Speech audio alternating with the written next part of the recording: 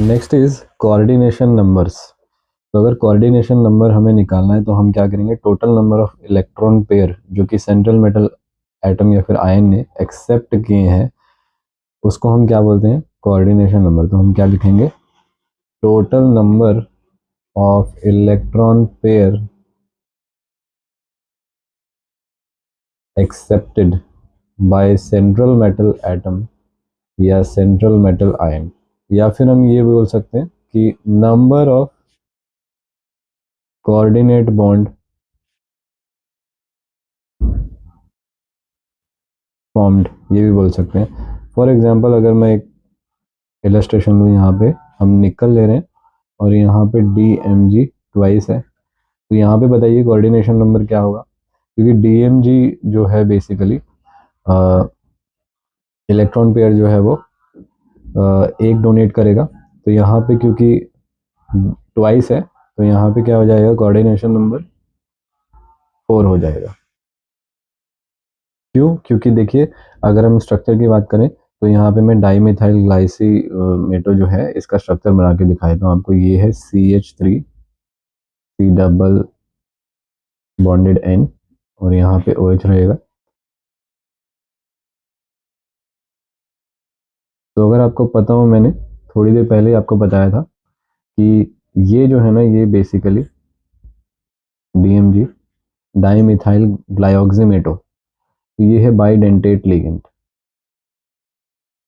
और bidentate ligand क्या करता है, एक लोन पेयर यहाँ से देगा, एक लोन पेयर यहाँ से देगा, तो बेसिकली 2 लोन पेयर्स दिए, और क्योंकि ट्वाइस है तो 2 × 2 लोन पेयर्स, तो यहाँ पे कोऑर्डिनेट नंबर क्या आ जाएगा, 4 आ जाएगा। नेक्स्ट जो एग्जांपल मैं आपके सामने रखने जा रहा हूँ वो है CrOX। ये OX जो है ना वो ऑक्सलेटो है, तो यहाँ पे सिर्फ सिंगल लोन पेयर जो है वो देगा, ठीक है, single single double bonded oxygen से। तो ऑक्सलेटो क्योंकि बाइडेंटेट लिगेंड है तो ये 2 लोन पेयर्स देगा, ठीक है, और क्योंकि EN है, EN, ठीक है, ये भी 2 लोन पेयर्स देगा, तो यहाँ पे ट्वाइस है तो यहाँ पे 4 हो जाएगा। तो जो कोऑर्डिनेशन नंबर है टोटल वो कितना हो जाएगा, 2 + 4 6 हो जाएगा, राइट। नेक्स्ट एग्जांपल मैं आपके सामने रखने जा रहा हूँ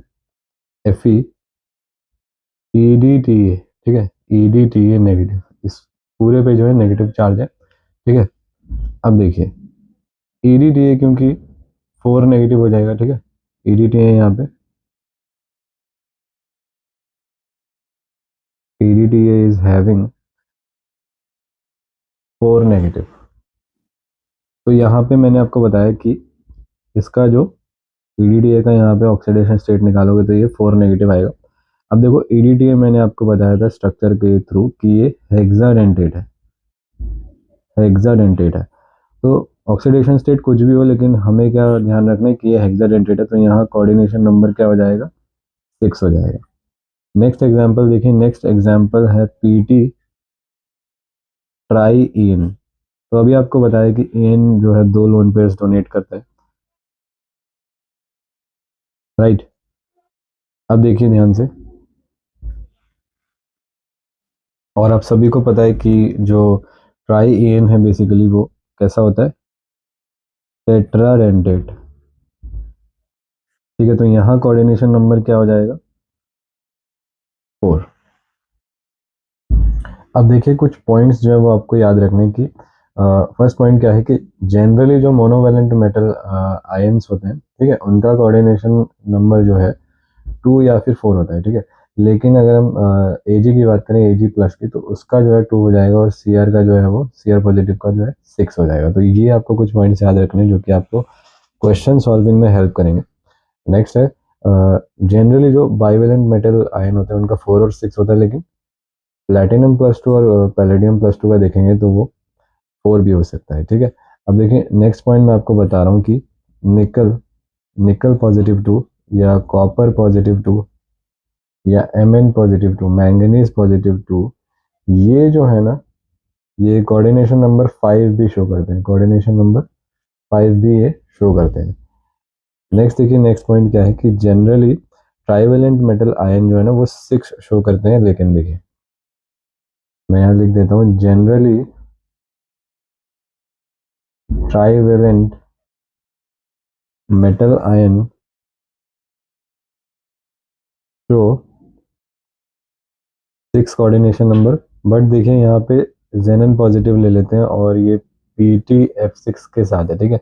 अब देखिए यहाँ कोऑर्डिनेशन नंबर ऑफ प्लेटिनम जो है ना वो 6 है, लेकिन अगर हम ऑक्सीडेशन स्टेट कैलकुलेट करें यहाँ पे तो ये F6 है यहाँ पे, तो ये पॉजिटिव हो जाएगा, +5, ठीक है।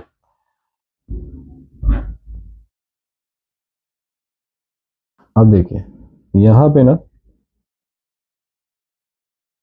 कोऑर्डिनेशन नंबर 6 जब होता है, मैं यहाँ लिख देता हूँ, when ever coordination number is 6, oxidation state is +4, ठीक है।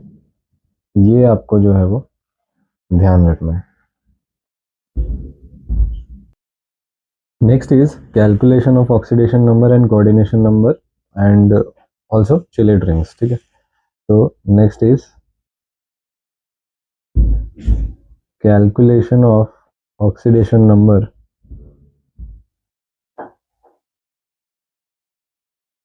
coordination number and chilate rings.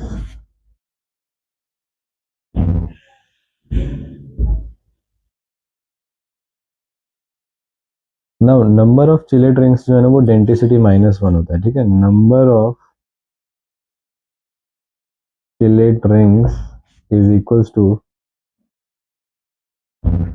Denticity -1। And coordination number कैसे निकालेंगे कि जो total number of coordinate bonds है वही है, ठीक है। Total number of coordinate bonds. Now oxidation state कैसे निकालेंगे, ऑक्सीडेशन स्टेट या oxidation number, it is charge on central metal atom और सेंट्रल मेटल आयन, राइट। तो एग्जांपल देख लेते हैं इसके। पहला एग्जांपल मैं आपके सामने ले रहा हूँ, K4Fe(CN6), राइट। तो यहाँ पे ये K के ऊपर जो है ना वो +4 आ जाएगा चार्ज, क्योंकि ये कैटायनिक साइड है। एंड यहाँ पर Fe है एंड यहाँ पर CN6 है, राइट। तो Cn जो है ना नेगेटिव चार्ज दिखाता है, तो यहाँ टोटल जो है ना -6 है। और अगर आप इसको इक्वेट करेंगे तो ये -4 इस पे आएगा, right. -4 is equals to x plus, ये x जो है ना वो Fe के लिए, ठीक है, Fe के लिए -6, तो यहाँ से x कैलकुलेट करेंगे तो +2 आ जाएगा। तो ऑक्सीडेशन स्टेट की अगर हम बात करें तो ये +2 है। एंड कोऑर्डिनेशन नंबर यहाँ पे क्योंकि 6 लिगेंड्स है तो यहाँ कोऑर्डिनेशन नंबर 6 हो जाएगा। एंड जो चिलेट रिंग्स है तो वो हो जाएगा आपका डेंटिसिटी। सो Cn की डेंटिसिटी 1 होती है एंड -1 करेंगे तो 0।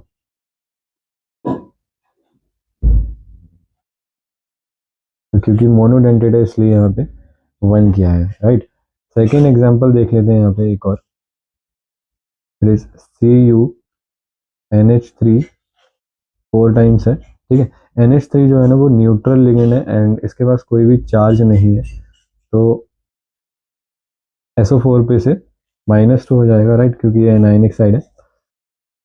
और देखिए ऑक्सीडेशन स्टेट जो है ना वो कॉपर का +2 हो जाएगा फिर, क्योंकि ये न्यूट्रल है तो इसका तो 0 हो जाएगा, तो जितना -2 इस पे कॉपर पे +2, तो कॉपर का ऑक्सीडेशन स्टेट क्या आ जाएगा, +2, राइट। एंड अगर कोऑर्डिनेशन नंबर निकाले तो 4 हो जाएगा क्योंकि 4 लिगेंड्स है। और चिलेट रिंग्स निकालेंगे तो क्योंकि ये भी जो है मोनोडेंटेड है या फिर यूनिडेंटेड, तो इसके लिए 1 - 1 करेंगे तो 0 चिलेट रिंग्स आएंगे। नेक्स्ट एग्जांपल देख लेते हैं हम यहाँ पे एक और, राइट। तो En की अगर हम बात करें, En जो है ना वो न्यूट्रल है, ठीक है। En जो है वो न्यूट्रल है एंड योर बाइडेंटेड, राइट। तो देखिए अगर हम बात करें कोऑर्डिनेशन नंबर की, तो कितने कोऑर्डिनेट बॉन्ड बनाएगा, क्योंकि दो दो लोन पेयर देंगे तो 2 × 3 is equals to 6, right. And अगर हम बात करें ऑक्सीडेशन स्टेट की, तो ये तो न्यूट्रल हो जाएगा और इस पे क्योंकि -3 होगा तो इस पे जो है वो +3 आ जाएगा। एंड अगर चिलेट रिंग्स की बात करें तो अगर हम एक EN की बात करें, एक EN और 1 EN, क्योंकि ये बाइडेंटेट है तो 2 - 1 करेंगे तो 1 रिंग्स, राइट। और अगर हम टोटल बात करें चिलेट रिंग्स तो इस कंपाउंड में कितनी बनेंगी, क्योंकि 3 EN है तो 1 into 3 is equals to 3 rings. Next is effective atomic number.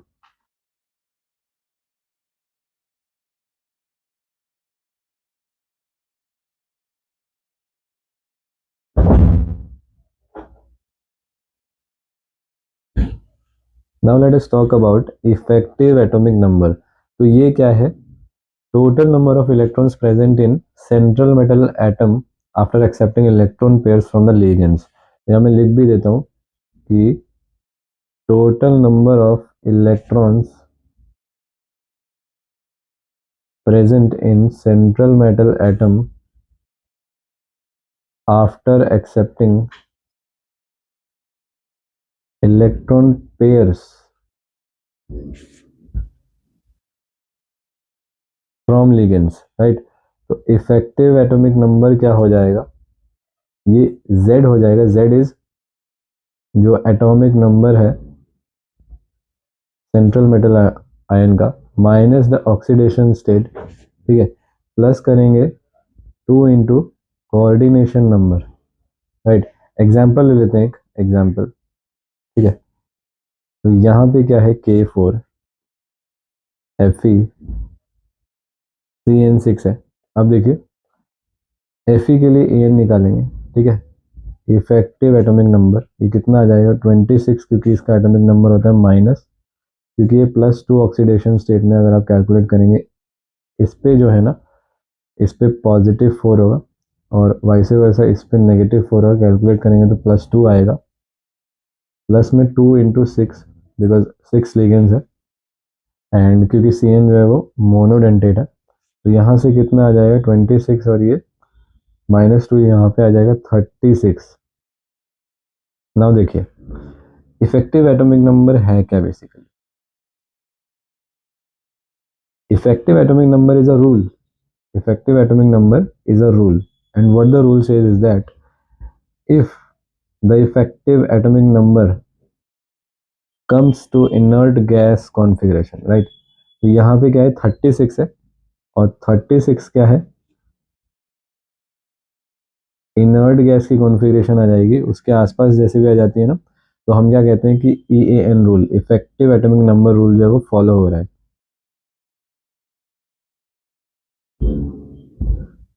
तो यहाँ पे यस ये फॉलो हो रहा है एंड यहाँ पे हम लिख देंगे yes it follows EAN rule, right. Next example ले लेते हैं, दैट इज K3 FeCN6, ठीक है। तो अगर यहाँ पे EAN निकालेंगे तो ये कितना आ जाएगा 26 और क्योंकि यहाँ पे 3 है तो यहाँ पे फिर ऑक्सीडेशन स्टेट जो है ना वो +3 आ जाएगी। यहाँ पे 2 इंटू 6 करेंगे तो 12 और ये 35 आ जाएगा। तो ये जो है ना इनर्ट गैस की कॉन्फ़िगरेशन के इक्वल नहीं आ रहा है, दैट्स वाई यहाँ पे हम लिख देंगे does not follows EAN rule, does not follows EAN rule. Next है Sidgwick's rule.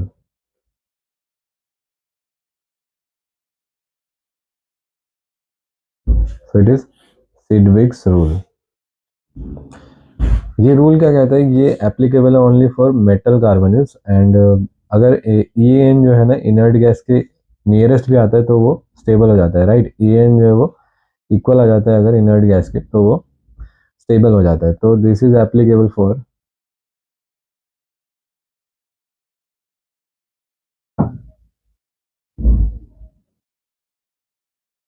metal carbonyls and EAN when comes equal to the inert gas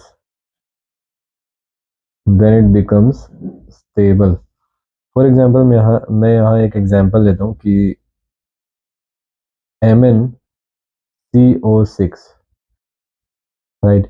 अगर हम इसका EAN कैलकुलेट करेंगे, EAN, तो यहाँ क्या आ जाएगा, इसका 25, और यहाँ पे क्योंकि इसका ये क्योंकि हो जाएगा ना CO का 12 हो जाएगा कोऑर्डिनेशन नंबर, क्योंकि ये बाइडेंटेट है, तो ये कितना आ जाएगा 37।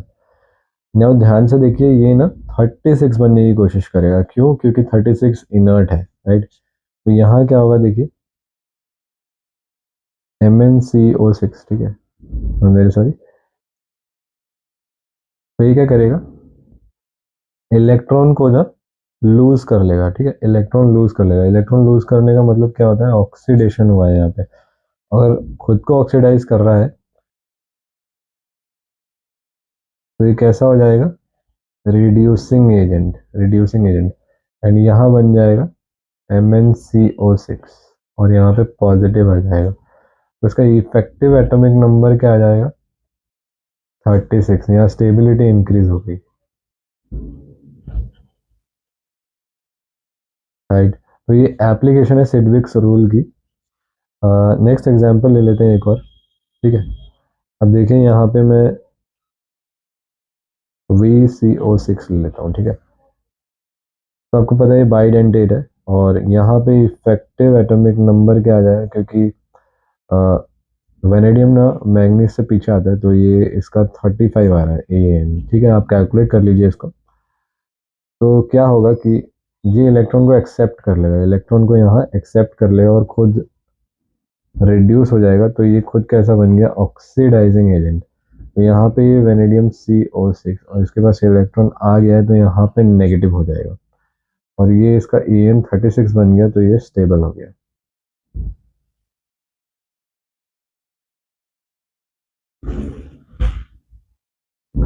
अब देखिए, मैं आपको नेक्स्ट केस बताता हूँ कि ऐसा भी केस हो सकता है कि जिसमें ना एक मेटल कार्बोनिल ना हो के दो मेटल कार्बोनिल हो। फॉर एग्जांपल मैं अगर बात करूँ, एग्जांपल यहाँ पे MnCO5 लिखा हुआ है आपके पास, राइट, एंड इस पे नेगेटिव है, राइट। नेगेटिव का मतलब क्या है, इसके पास इलेक्ट्रॉन है, ठीक है। अब देखिए, अगर मैं इसको ट्वाइस ले लूँ तब क्या होगा, देखिए इधर से Mn होगा, ठीक है, और इधर से Mn होगा, ये दोनों ही बॉन्ड बना लेंगे अपने अपने इलेक्ट्रॉन्स के साथ, जो एक्स्ट्रा इलेक्ट्रॉन्स है, राइट। अब देखिए जो CO है, 5 CO, वो कोऑर्डिनेट बॉन्ड बनाएंगे ऐसे,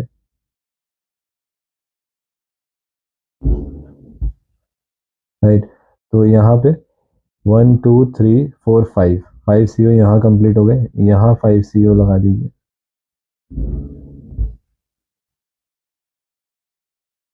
तो जब आप इसका ना इफेक्टिव एटॉमिक नंबर निकालेंगे सिंगल सिंगल एमएन का, तो कितना आ जाएगा देखिए, ये 2 × 1 हो जाएगा, ठीक है, 2 × 1 जो कि इसका चार्ज है, ठीक है। अब देखिए 2 × 25 करिए, क्योंकि 25 MN के लिए होता है, क्योंकि 2 है तो 2 करिए। अब प्लस कर देंगे इसमें, क्योंकि CO जो है वो बाइडेंटेट है, तो क्योंकि यहाँ 10 CO है तो 10 × 2 करेंगे, ठीक है। अब देखिए ध्यान से, ये 2 MN के लिए आया है, तो इसको डिवाइड कर देंगे 2 से, तो इसका जो सिंगल MN के लिए आएगा वो कितना आ जाएगा, ये हो जाएगा 2 × 1 50, और ये 72 डिवाइडेड बाई 2 हो जाएगा। तो ये देखिए ये 36 आ रहा है। तो यहाँ पे इसने क्या करा, अपने आप को डाइमराइज कर लिया। यहाँ पे मैं लिख देता हूँ डाइमराइज, डाइमराइज हो गया। और क्योंकि यहाँ दो सेंट्रल मेटल आयन है, तो यहाँ पे ये हो जाएगा पॉलीन्यूक्लियर मेटल कार्बन का,